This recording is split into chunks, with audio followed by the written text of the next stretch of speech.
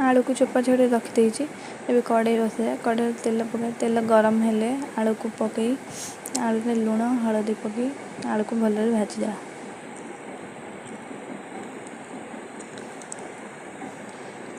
ये आलू को एमती गोल आलू ये भाजी गला मोर आलू को गोटे जगह काढ़ीदे।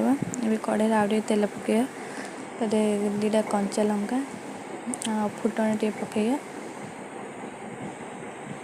ये कटा पियाज दे भाजवा कटा पियाज टे जल्दी भाजी हाँपाई टे लुण पकईवा सामान्य लुण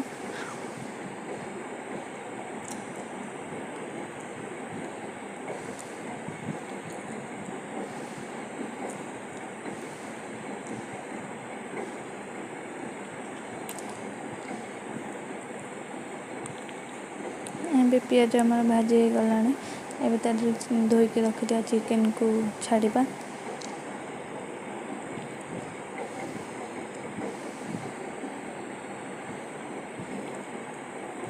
ये चिकेन लुण हल्दी पकई कसवा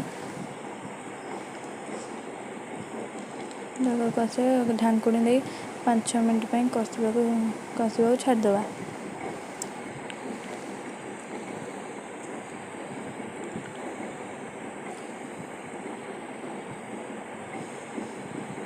मझे मझे चिकेन को टे गोलवा देख चिकेन भल कलर आसीगला। ये चिकेन मसला देदा पियाज रसुण अदा सोरिषर मसलाटा मुझे बनई ये पकईकी आउ टे कसवा चिकेन को भल भाव कसवा 5-6 मिनट जेपर्यंत चिकेनटा सीझी न आसी से पर्यंत कसवा मसलाटा कषे गला प्राय आउ टे ढाकुणी घोड़े दे कसवा को छाड़दे।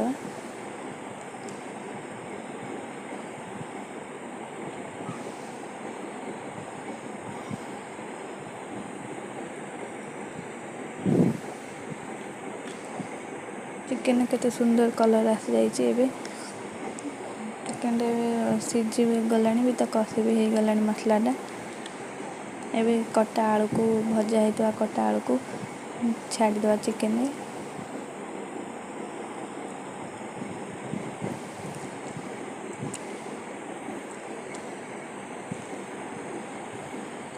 बागे भजा आलू को भल भाव चिकेन कषिदे।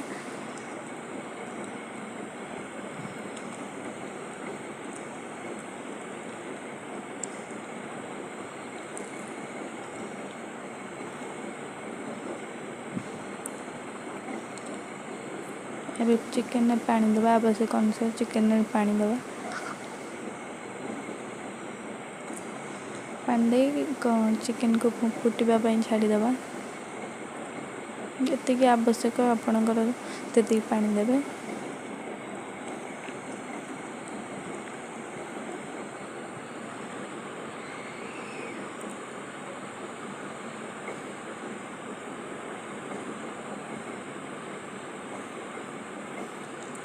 अभी आमर प्रस्तुत हो गला चिकेन बेस।